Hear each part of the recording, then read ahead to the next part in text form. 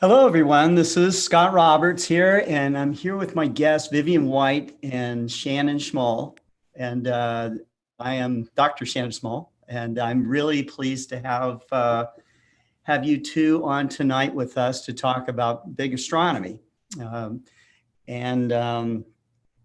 thought that, well, we'll get started with the both of you introducing yourselves. I've known Vivian for quite a long time, maybe 15 or 20 years. She has had a spectacular career in astronomy outreach. She is with the Astronomy Outreach, the Astronomical Society of the Pacific and the Night Sky Network. And of course, with Big Astronomy. And Dr. Shannon Schmoll, I don't know your deep background, but I do know that you're the director at Abrams Planetarium in East Lansing, Michigan. And so why don't we get started with you, Shannon? Hi, everyone. I'm Shannon Schmoll, and I'm the director of the Abrams Planetarium. We're at Michigan State University, and I am also a member of the Astronomy in Chile Educator Ambassadors Program. Went down to Chile in 2015 to explore a lot of the observatories that we'll be mentioning today with Vivian. So that's where I got to meet Viv. Though I think I've told her this story before, but I originally saw her on videos from the ASP demoing some of the activities. And I remember like when we were in Chile and I realized like who she was, I was like, oh, you're the person from the video. I got like really excited and a little starstruck because I suddenly I realized who she was. And I'm very happy and glad I can call her a friend and a colleague now. So yes. Yeah, that's awesome. And you, Vivian, tell us more about your story. Yeah, so I'm the director of free choice learning at the Astronomical Society of the Pacific. So I cover anything that's not in school, and that varies a lot from day to day, including the Big Astronomy project and getting to work with Shannon and a really amazing team of people from the California Academy of Sciences.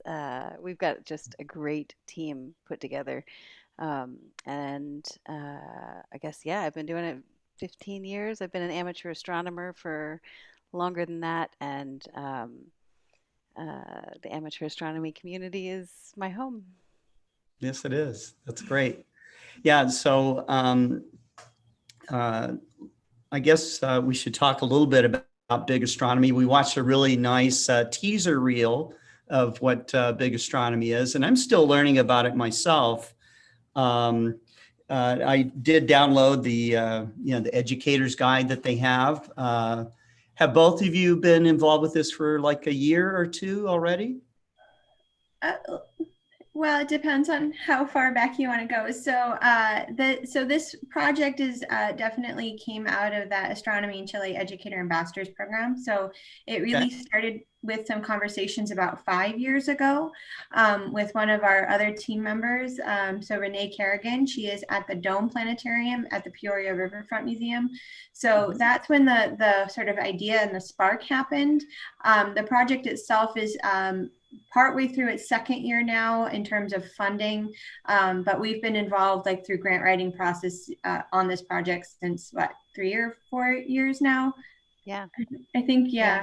And it's funded by the National Science Foundation. It's part of a bigger question we're trying to answer, which is pretty cool. Right, right. And so, in reading through the material, it does talk about, it answers a lot of questions, about what is astronomy. But I found really interesting about, who works in astronomy. And if you've ever been to a professional observatory complex, you'll know that there are a lot of working pieces here. I mean, you've got all kinds of support people. I know that the focus is always on the astronomer, but there's without tremendous support, to get these telescopes up and running, maintained, to get the instrument packages on there and if you've been around this, this, but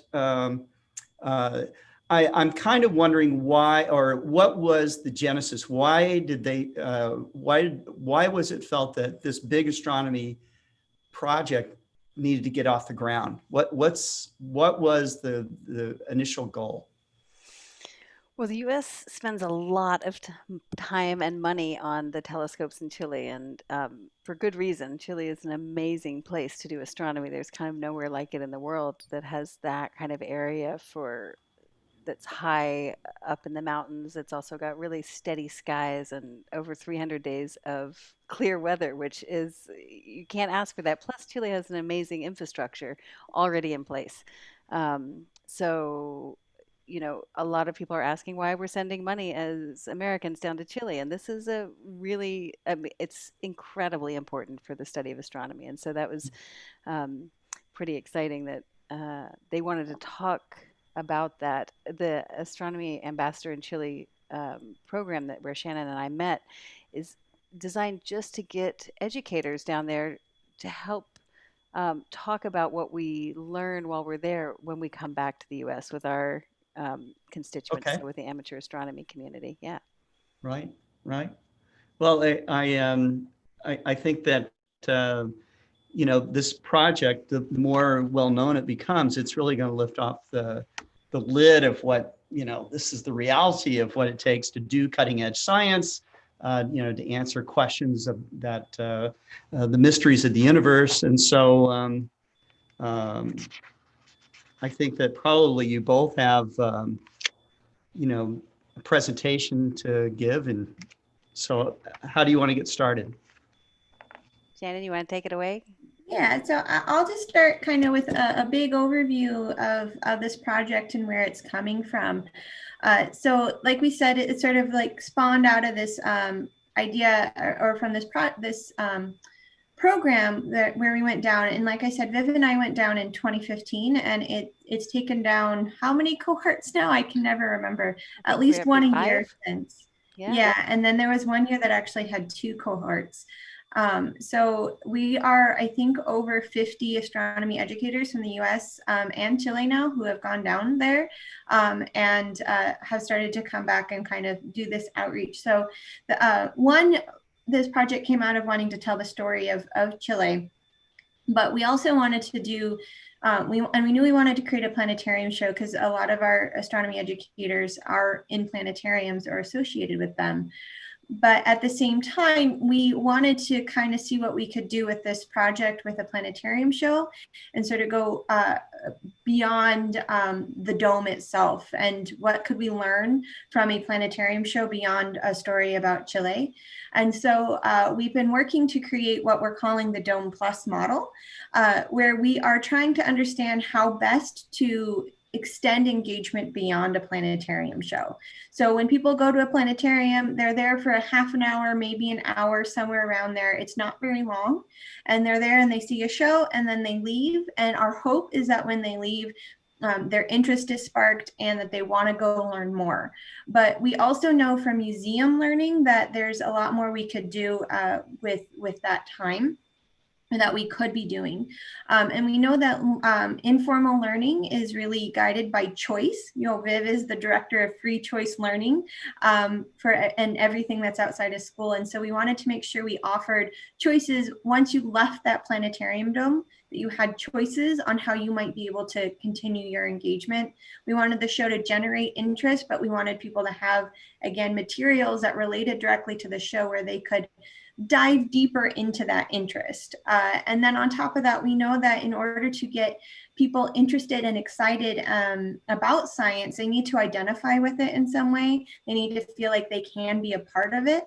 And on top of that, that needs to mesh with other identities that they might have, where they feel about themselves. And so that's sort of where this idea of trying to focus on the different careers for our show came in.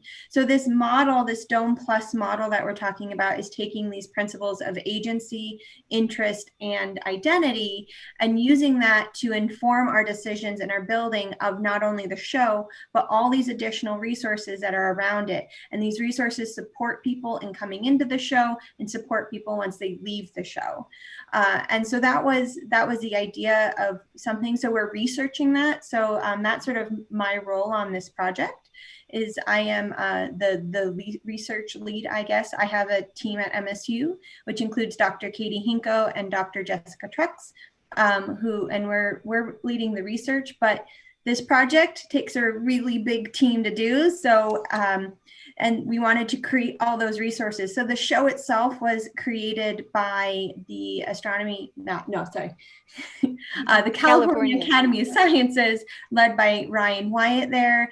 We've got Viv at ASP, of course, leading the hands-on kits that we're trying to get out to planetariums, museums, and amateur astronomers, which Viv will talk a lot more about. We've got Renee Kerrigan, who is at the Dome Planetarium, who I mentioned before. She was also in our year in 2015 with me and Viv here for ASEP. And she's leading sort of the social media. We're creating these live social media events, much like this, where people will be able to meet the different folks who work at the observatories and actually interact with them in some way, as well as just our social media in general to get the word out. We have Tiffany Stone-Wolbrecht, who's at the Ward Beecher Planetarium at Youngstown State University. She's from the 2018 cohort of ASEP, leading the distribution and the creation of a web portal that we can put on all this additional content as well. So people have lots of different choices on how and when they can interact with the content beyond the planetarium show itself. And then we're also, our PI is Tim Spuck, who's also the PI on ASEP. So again, this really came out of that ASEP program, but we're really running with it. And that's where this is all coming from and what we're trying to achieve with the project. Right, right. Tim is at the NOR lab now, right? It used to be the Associated Universities Incorporated, and now he is the NOR lab, which is a cool new collection of Gemini, and it will be the LSST, the Large Synoptic Survey Telescope. The Vera Rubin. Now the Vera Rubin, thank you, telescope, a collection of telescopes around the world that are large telescopes on the ground. So I often think of the difference between NASA and NSF is that NASA runs the telescopes in the space, and then NSF runs a lot of the telescopes, the big ones on the ground. And I think something like 70% of the world's largest telescopes are now in Chile. Really? Yeah. or will be in like the next few years. Yeah, I Yeah. think once we get some of the Vera Rubin online And like the new Cherenkov telescope. yeah, Yeah. Well, so much cool I've been astronomy to happening. Cerro Tololo, which is the where all of this seems to be centered. And it is an amazing facility. You know, they took very good care of us while we were there. We were there for the eclipse. We got to meet a lot of the professional astronomers. We went to the Blanco telescope. That was amazing. You I know, think and there's a Shannon was lot of there with you. Actually, you guys were there at the yeah, same and time. she's Vivian's like I don't know 200 yards away, and we didn't even run into each other. Oh, were you there for the eclipse? Yeah, I was there for. That Were was you Oh, there? I For was up there with Tiffany. Yeah. yeah. We were all And there. Tim. and we have to come together virtually to talk to each other. Yep. Anyways, it was a great time. It's a beautiful eclipse. But will this program? Let's talk a little bit about it. You know, you've talked about the overall structure and organization and stuff of the Big Astronomy project, but what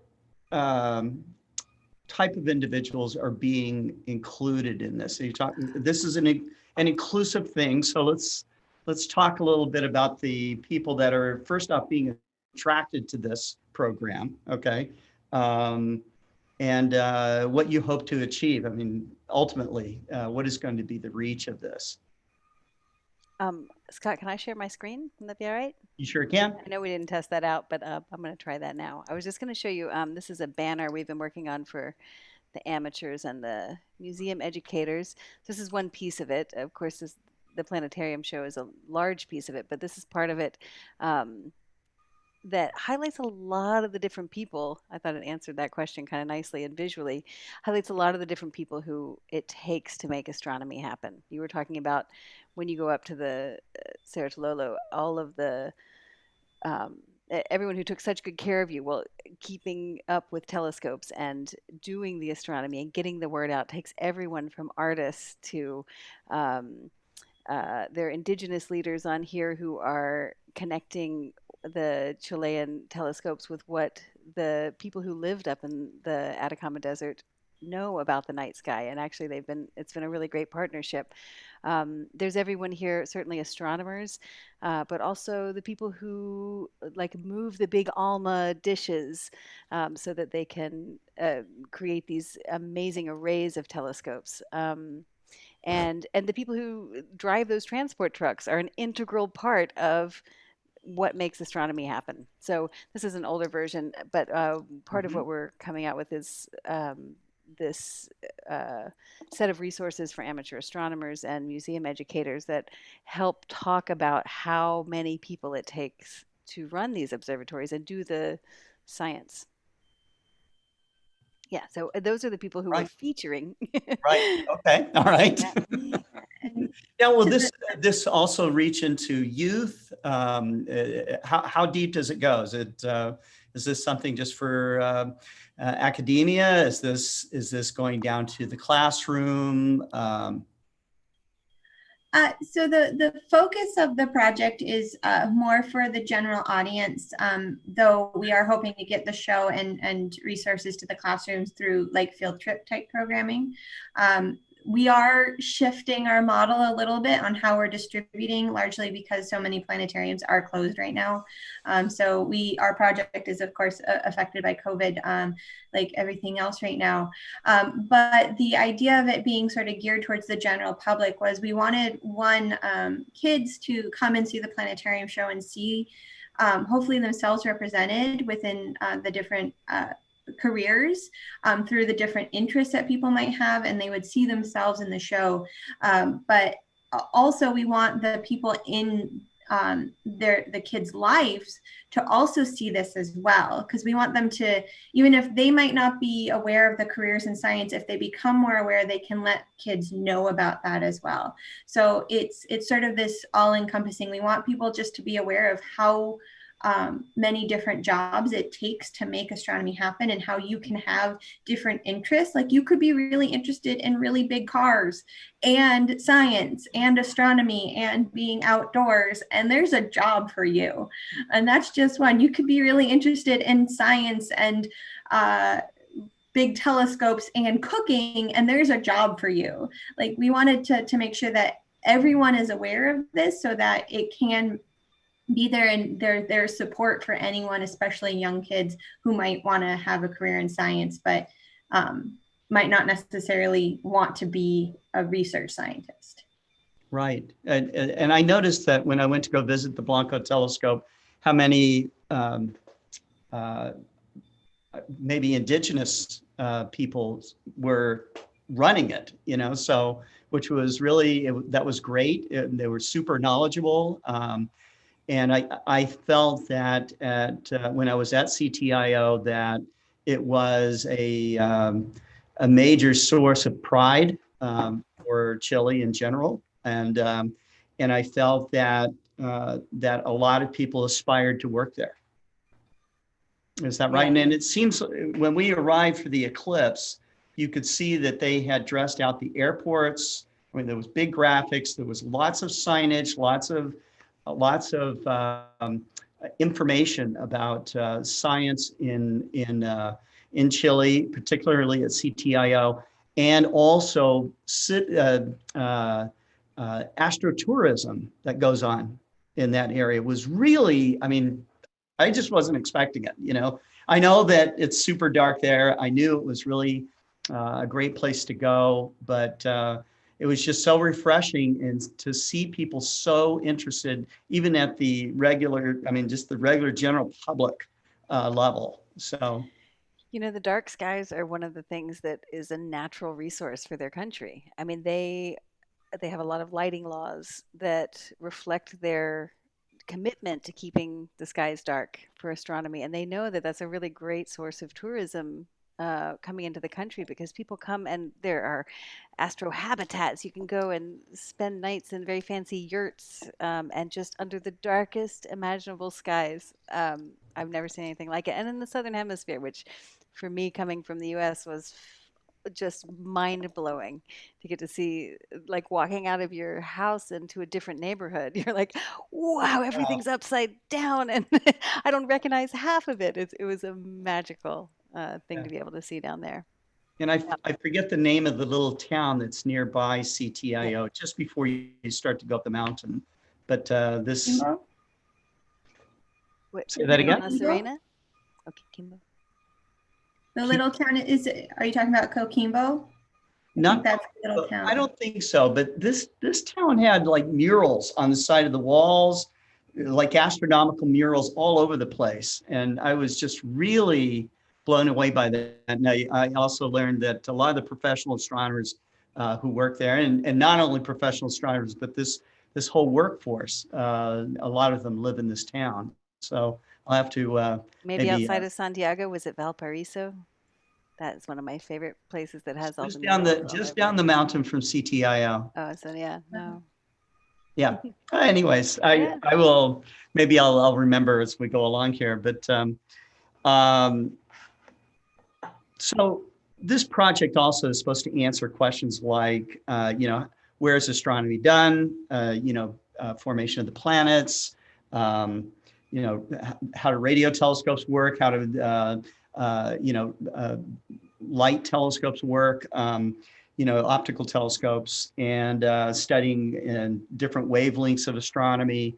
As you get into your program, what tools are you guys using to convey this information? Is it just video, or you're both planetarium people? So how do you use the planetarium tools to teach all this?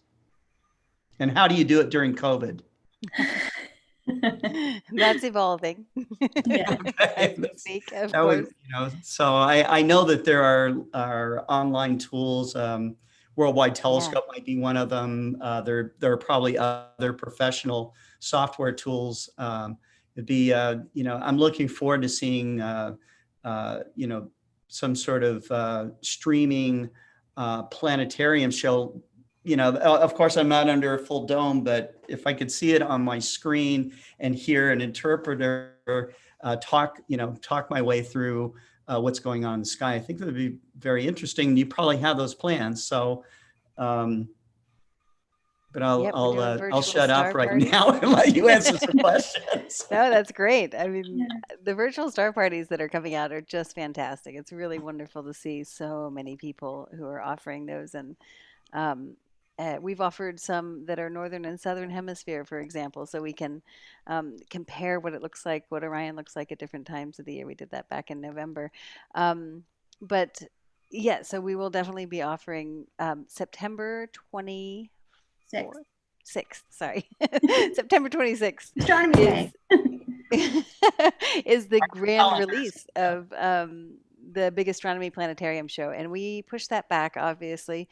But it's going to be released online. So we're all going to be able to watch it. It's done in Spanish and in English. So we'll have separate showings in both. And it's going to it'll be hard to miss, I think. It will be all over the internet. So you could certainly find out where it's going to be playing. A lot of planetariums will be streaming it. Shannon, you might know more. Who else is going to be streaming? Yeah. So the plan is that the Big Astronomy team on our social media sites, be it Facebook or YouTube, and so on, we're planning on streaming it 3 or 4 times on the 26th, 2 to 3 in English and once in the Spanish version of the show. And I will note, so everything we're doing is bilingual, and the Spanish version of the show is actually slightly different because a lot of the interviews that are featured in it from people who work there, they were done in both English and Spanish, and so they're slightly different, but it generally covers the same content. But we will be streaming that. We're hoping to be able to stream it as a 360 video, but we're still kind of working on that to make sure it works. So if not, we do have a flat screen version and we will stream that. And we're also making it available to other planetariums. So starting on the 26th, they can also run it virtually. Some domes are open. So if you are near one that is open, they could be running the show. But for those of us that are closed, your local planetarium might be running their own stream of it at some point in the coming months while they remain closed. And then we're also going to be starting up these live events here in the next month or so, leading up to that September 26th release. Oh, great. Mm-hmm. Wonderful.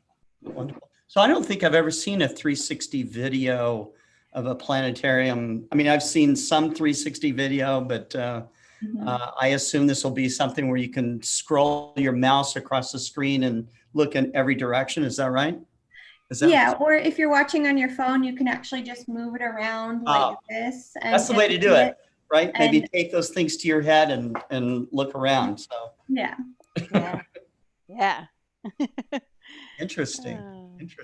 Well, it's a brave new world. A lot of people are talk about what's changing because of the pandemic. But I think that one of the things that we're realizing is that people will stop at nothing to educate each other and help each other and to come together, so there's, it's very important that we are doing all that we can to support each other. And astronomy is one of those things that unifies people, this one sky that we all share, without being cliche about it. That mission has been,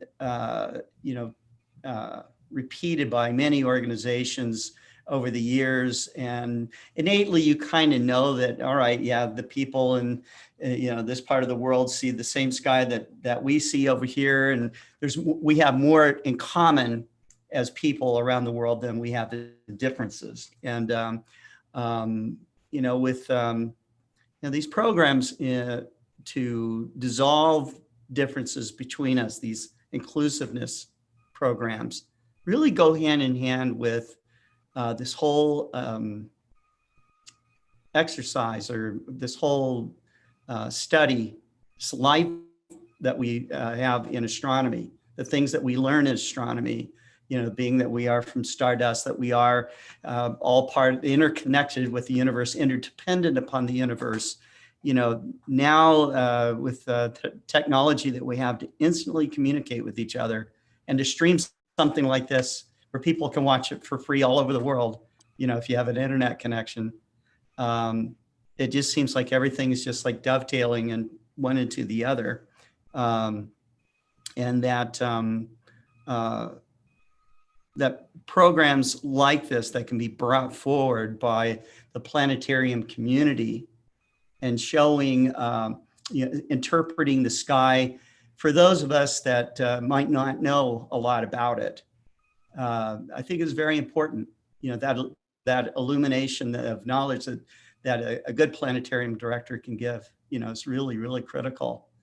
And I have heard over this, I've been doing a lot of streaming since COVID hit. And I hear again and again from people that are watching the program, thank goodness that we're doing this, and they don't feel so isolated, We have some comments already for the show. One of the first people to comment was David Levy, who's watching the show right now. And he says, as a former 2-term ASP board member, I think an awful lot of the ASP. It was founded thanks to a total eclipse of the sun, and it wants to encourage people to enjoy the sky by day and by night.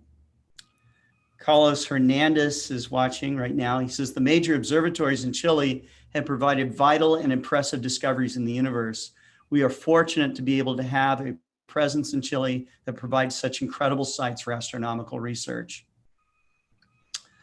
Ansel Puri, who watches the show, almost all of our shows, in fact, a lot of these people watch most of our shows, says, wow, I need to move to Chile. It right. is so tempting. Yes. The Robert people Sparks, are also just amazing. yes, Robert Sparks chimed in. He says that AUI is part of the NORLab, and NORLab is run by Aura. So unfortunately, I do not work with Tim Spuck. So as we're learning in our growth mindset trainings, yet you don't work with him yet. Oh, yet. Maybe someday. Right. Magic word. And Vicuna, that's the town. Oh, that's yes. Right, thank you. Thanks for helping me. Anyways, Carlos chimes in again saying the Big Astronomy program appears to be a very sound project. They'll bring the work of astronomers at major facilities such as those located in Chile down to earth to the general public. Unfortunately, many persons have a lack of understanding and possible intimidation as to what astronomers do in general. And this program helps to show children and adults what is possible in discovering the nature of the universe. Because it really does take people of all levels. I mean, of course, there are PhDs in academia and people that are involved in getting the science done. Okay, but in order to get the science done, it takes a lot of support, right? And there's so many ways to do astronomy. I mean, it's such a beautiful science in that our lab is above us all the time. It's always overhead. So you can be an amateur astronomer. You can be an armchair astronomer. You can do citizen science projects where you can contribute to astronomy. There are so many ways to be able to do astronomy, including teaching others about it. I think that's a really legitimate way of sharing the awe of the universe and getting that word out. So yeah, that's one of the things that we're highlighting as well. So we're connecting to lots of citizen science projects. The Globe at Night project, we'll be talking some about dark skies and why Chile is so amazing in terms of light pollution and the lack of light pollution. So even talking about, how can you make your own skies around your neighborhood darker? How can you can go around and have a light assessment of your neighborhood and see what's going on and where the light trespass is happening. So there's tons that we can do as individuals to contribute to the study of astronomy. I love that about the yes subject. Yes. Tim Myers says or wants to know, is there a channel we should subscribe to so we will know when one of the big astronomy shows is coming? Yes, so you can follow us on social media. We are Big Astronomy on Facebook, Twitter, and YouTube. Am I missing one? Oh, and Instagram. So you can follow us on those social medias. You can also go to bigastronomy.org, and we'll have a lot of our news on there as well. So right at the bottom, there's a little subscribe button if you wanted to get email updates. Nice. Very nice. That's great. Thanks for asking. You know, both of you are probably involved in other projects too, aside from Big Astronomy. You know, if we're going to talk about Big Astronomy, we should talk a little bit about all the stuff, or more of the stuff that you do, because we don't have time for all the stuff that you do. But Vivian, you had me look at a program for girls, which I did sign up for. And I think that there are other people maybe watching this program that also feel as strongly as I do about supporting girls in science. Can you talk a little bit about that? Thanks. Yeah. So we have a NASA grant to work with the Girl Scouts USA, and we have helped with a number of other partners develop new space science badges for all different levels of Girl Scouts. So 6 new sets of space science badges, and within each of those, because we're a part of it, we said you should go and visit your local planetarium or amateur astronomy club, or connect to the actual night sky in some way so that you can learn a little bit more about it. And so within that, we're also working with amateur astronomy clubs to make them a more welcoming place for girls to come into. And we are offering a training for amateur astronomers. It's a 3-week workshop. It's done a little bit, there's 3 actual meetings, and then some of it's asynchronous. It's a really fun program, and people are getting a lot out of it. So I think we've offered it maybe 7 times now. And this is one of the final offerings. So if you'd like to get in on this, you can go to bit.ly/astroall, and you'll see a lot more information about the program. And when you complete it, you get to set up the badges and some cool swag. And it's a really fun, I think you will learn a lot about research-based best practices for working with girls, which honestly work for everyone. But it's something specifically to think about when we do outreach to girls and young women about how to connect in a real way. So it's pretty exciting. Yeah. And so we'd love to have you guys join us. LY/all or Astro? Astroall. Astro. All lowercase. Hopefully they get this. I'm sending it out. Okay. Thank you. So yeah. And Shannon, Abrams Planetarium, what are the programs that are active right now, and what is how is the planetarium overcoming the fact? Well, I don't know if it's closed, but I think it is.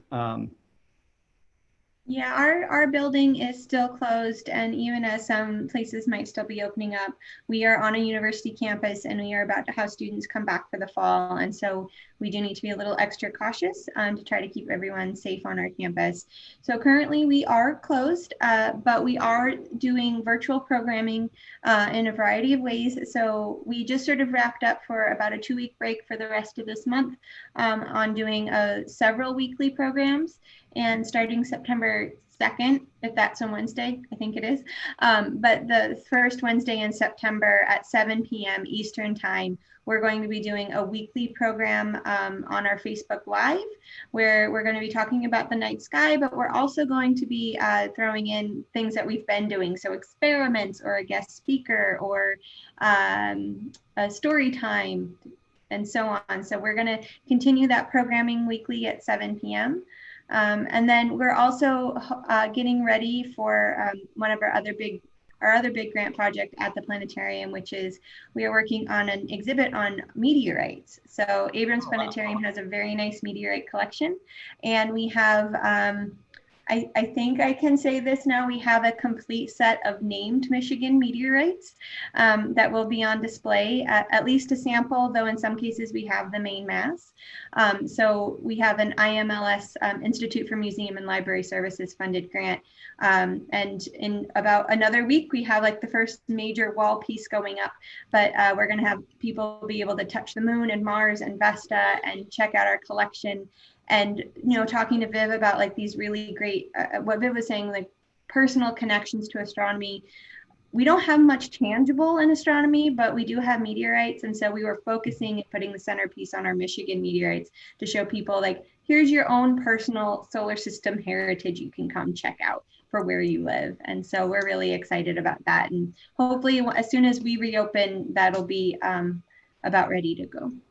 Yeah, the being able to touch or hold a meteorite is a very tactful way to remind someone, hey, this thing flew through space and crashed onto our planet, and so a lot of times when I'm giving, a live talk, I like to give a meteorite that they just person after person touches and passes down to the next person, just so that they know that they've touched something from space, so I think that's totally cool.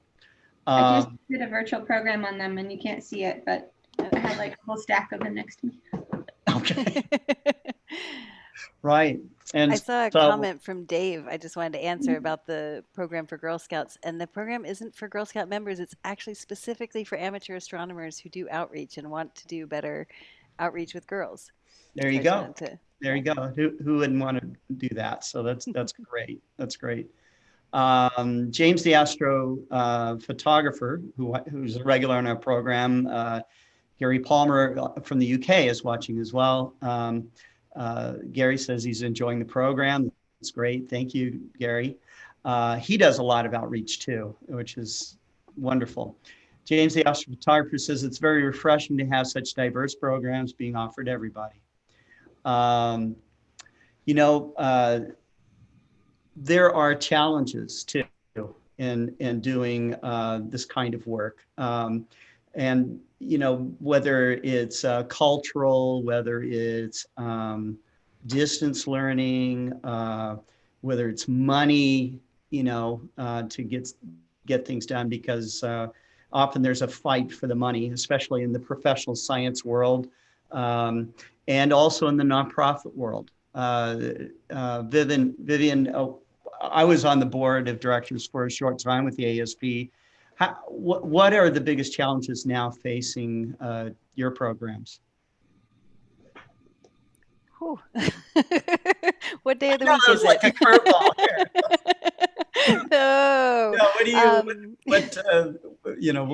What is it that the ASP is facing right now as far as trying to get the job done? Yeah, I mean, obviously the shift to everything online has been interesting. Luckily, we've been doing a lot of programming online for a decade or so. And so some of it was kind of seamless. Other things took a little while. A lot of what we do is hands-on, right? So pivoting and using some of these online tools in order to better engage audiences, that's been a tricky one. But there's some really cool ways like to use Zoom that we're using right now about, we can all annotate on there if we're in a meeting, and we can guess how far away the moon is from the Earth and things like that. So there are places where we've had to get a little bit more creative with how we're doing outreach. And I think amateur astronomers have definitely run into that. I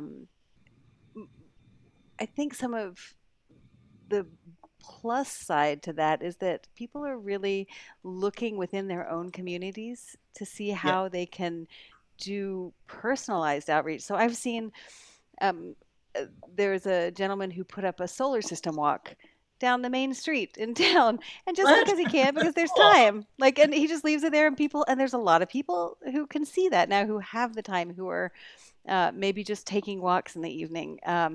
Also, little notes around town about there's an ISS flyover tonight. Here's where you find more information. There's a lot of really fun ways that people are doing outreach in this time when we can't physically being connected. We can still connect people with the night sky in some pretty That's right. And in fabulous that way, ways. we are connected. We are We connected. are. We really are. We're all under the same sky, which is really lovely to Mhm, remember. mhm, mhm. Yeah. And Shannon, I'm sure that Abrams probably doesn't have to struggle for money, I assume, because of it's supported by the university, I believe. What are the challenges with Abrams at this point? Is there infrastructure things? It's an older facility. What? Um, Yeah, I mean, so like we certainly have some infrastructure things. There's some repairs and updates you can certainly do, but one thing to note is we are somewhat supported by the university, and that salaries of full-time staff are covered, but everything else we actually have to raise our own revenue for. And so being closed has actually been, I think, one of the hardest things for us. We are dealing with furloughs for some of our staff right now. And there is some concern about where we are because we aren't generating any revenue. We closed during our busiest season, and it doesn't look like we'll be reopening again for a while. So those are, I think, some of our biggest challenges. And then also, just especially in the era of COVID, we're a planetarium. We are a place-based venue. People come in order to experience that immersive environment of the planetarium. And so trying to shift that online has certainly been a challenge. And I don't think we can quite capture the same magic, I guess, of the dome itself. But we're finding really fun and fun ways and to engage with the public. So like I mentioned, we have our virtual programs, but I think one of our most popular ones has been what we call Sky Above Your Yard. So we just go outside when it's dark and start giving people a star talk. We're just like, go outside with your That's phone great. and listen to us. Oh yeah. And I have to say, like that. You actually do have a planetarium above you. If Yeah. there, right? So. We can't speed time up and stuff, but and we are in Michigan, so it's not always clear. But that's been really popular, and I gotta say, Comet Neowise was just amazing for that. Like we were out there a few times, and that got quite a bit of attention. So that was a really nice treat in a otherwise very difficult year. So. Right. Yeah, I think that's been the highlight of the year so far for me. I'm still getting emails. I'm like, how can I find it with my telescope? I know you can't see it naked ie. I'm like, well, here, I use this. Yes, you could, for a while you could, that's for sure. Let's see, and there's more questions coming in here too, but okay, so with the challenges that each of your organizations are doing, and I know that you're doing things every day to overcome the challenges. What challenges do you see for the Big Astronomy project? I mean, this is, you're probably not able to get down to Chile, and maybe you don't need to. Maybe this is already set up to be international, an international program. Maybe all the infrastructure is in place, but maybe there's some pieces that were supposed to be in place, but would have required actual meeting in person or doing something in person. What are the biggest challenges right now for Big Astronomy to get really launched? I mean, it's being forced to go online. I mean, I think the biggest challenge, I think, is if this were like any other planetarium show project, where we made a planetarium show and we're trying to release it, and it was NSF funded. So the nice thing about it being NSF funded is that we can release it for free, and we don't have to make that money back. So that's a really nice thing. But in addition to making the show, we're also trying to research a new model of learning that involves people going to a planetarium show and continuing their learning elsewhere in person. When it's done. And so we've had to kind of shift, like we're still studying this Dome Plus model, but we're actually kind of changing it to Show Plus, because the show, however you get the show out there, Yeah. we got to do it. Otherwise, we're in a holding pattern for who knows how long. And so we're having to shift a little bit in terms of like how we're researching this and focusing on sort of all the supportive resources to the show. We want to understand those more extensively than we might have initially, for instance. Thank you, Viv, for model. Vanna White says. Right? Yeah, let me put Yeah, the I mean, there's so much spotlight that's on you here. hands-on. Oh yeah, Yeah, great. This right. Yeah. is one of the things that, one of the models that we're making, it's an umbrella. So it's dual purpose. It won't stop raining, that much we know. But one of the models that we were making of our Milky Way galaxy, this is our current best understanding of what our Milky Way galaxy might look like. It's a beautiful. Yeah, it's a really fun one. And this was a test version. The rest of them have arrived, but I haven't gotten to go back into the office yet. So I haven't gotten to see them in person. Tells you where you are and how far you can see in the night sky and things like that. So while these resources are fabulous, and they will again be a fabulous resource until we are doing events in person, there was, I think, a question about, do you think we're going to be doing events online over Zoom for a while? And I think at least for the foreseeable future, Mhm. I mean, my foreseeable future is like next Friday, but definitely until then. And who knows how long. I mean, that's an unknown. But yeah, I think so much of what we're doing is online. I was gonna say you were asking a minute ago about the how we are doing more online things. I'm Yeah. gonna share my screen one more time. Okay. And then I will let's see if this gets me there.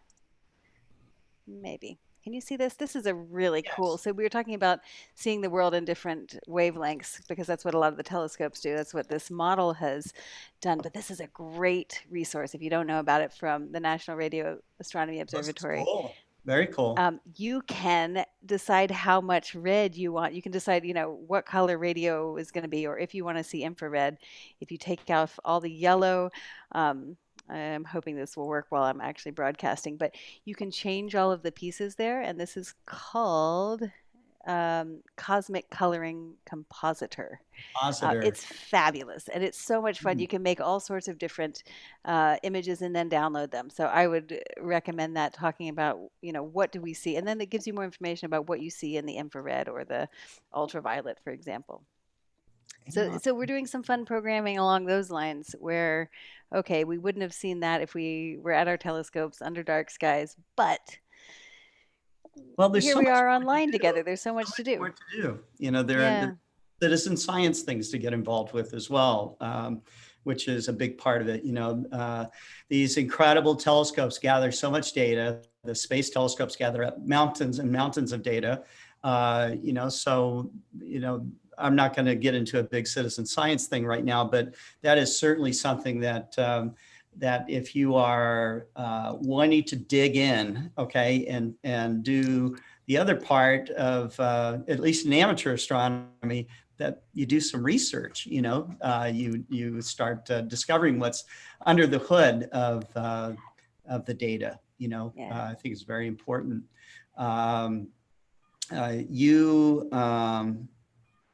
You both have done such a great job here. There's some questions that we still have here with people. There's, let's see, Eduardo Simone replying. Oh, wait a minute. Gary Palmer, do you think more outreach will have to go online over the next year, connecting with schools and other organizations using platforms like Zoom?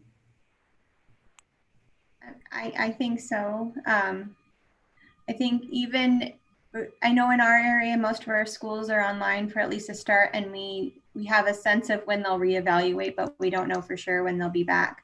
So I think we'll need to go online and offer virtual field trips. I know that's one thing that we're trying to offer right now as well. But I think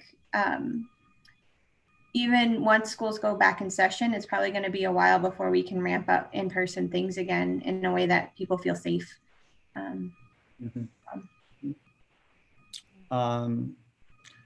Eduardo Simone, I mean, since we have experts here, and I class you two as experts, he wants to know, is the Milky Way a barbell spiral galaxy? What do you think?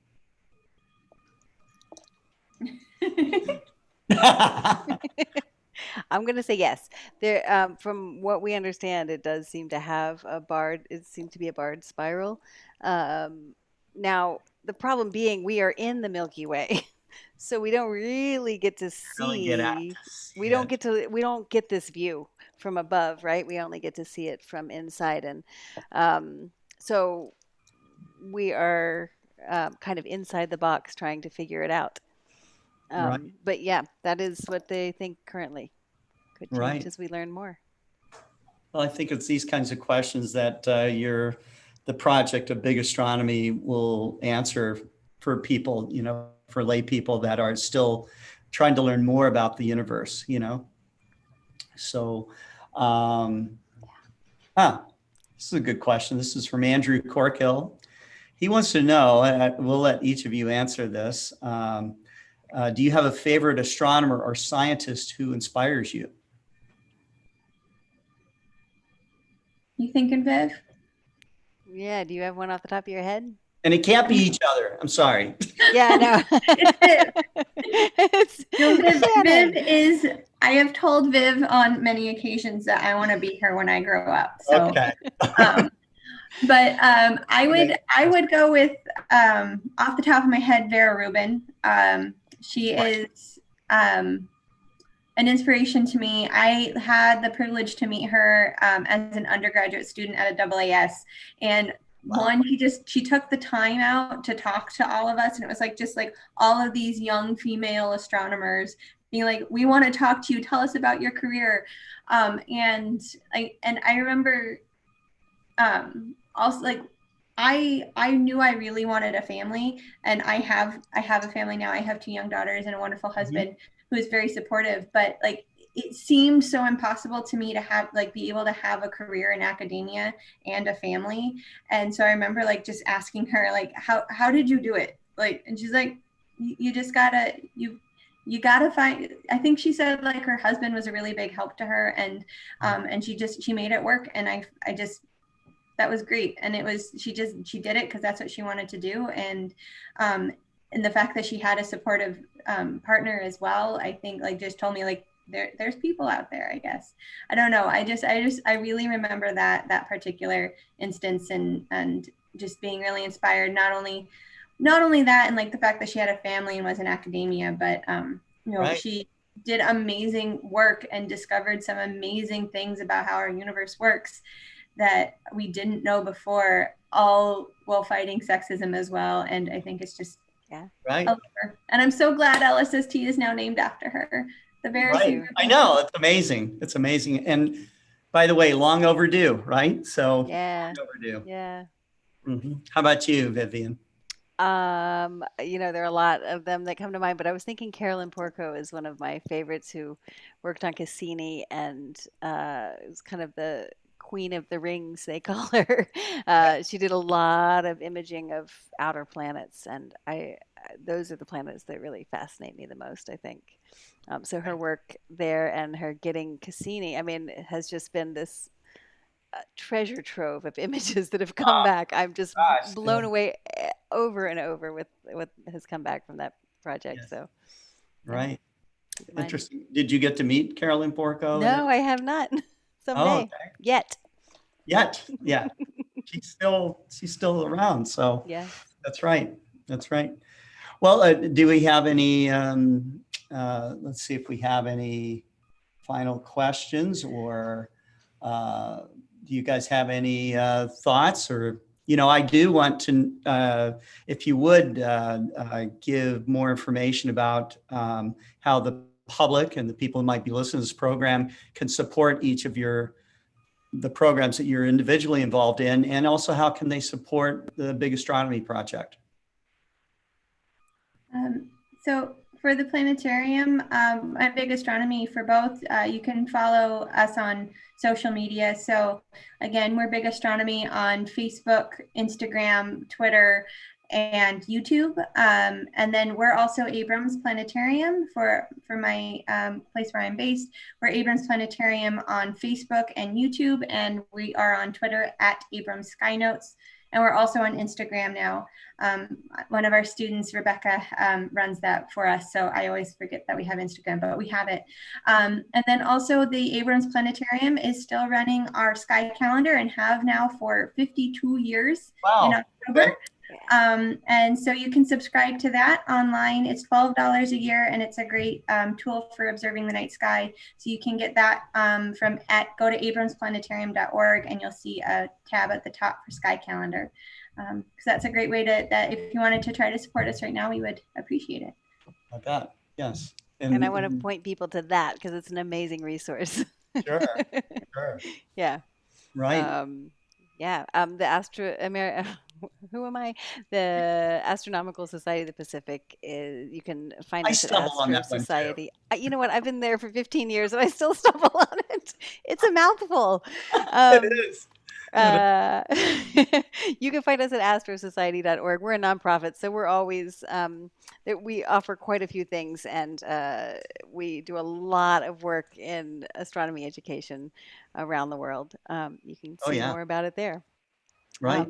Yeah. But Big Astronomy show up on September 26th because it's going to be fun. It's a really, really fabulous show. We've won awards already. We've been to some dome festivals before they shut down, and we did win some awards. So it's not just us saying it's great. It's a really great show. Oh, yeah. Yeah, I can imagine. So, I mean, we just got that. Viv, you're going to be doing one of our live events, right? On the 26th? Yeah. So come see Viv show off the wonderful work she's been doing. Yeah. Okay. Well, again, if you're in a...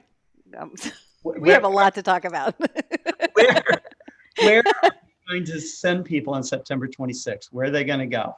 Bigastronomy.org will get you wherever you need to be. Okay. Yeah. Right. Yeah, absolutely. Great. That's great. And where can we buy one of those really cool umbrellas? Oh, well, they're not quite available yet because nobody's been in the office. But as soon as we get back in the next couple weeks, we'll have those on astrosociety.org. You can find them at the Astro Shop. Okay. They're pretty inexpensive. Turned out all right. I'm going to get one. Yeah, absolutely. We'll send you one, Scott. Okay. That's cool. All right. And I think that we're at the end of our program here. I don't see any more questions. And you two are wonderful. And we will be back with more programming tomorrow. We have Fiorella Terenzi. Fiorella is an astrophysicist. She's a musician. She is someone that she's also a professor in the state of Florida, teaching astronomy and astrophysics. And real excited to have her on the show. Very different, in that someone can blend the arts and astronomy together as well as she has. And she's been doing it for a long time. So hope you tune in for that. That'll be 2 p.m. Central. And so we will hopefully I can have you both back on the show again. Very interesting. I also want to give a shout out to Dustin Gibson.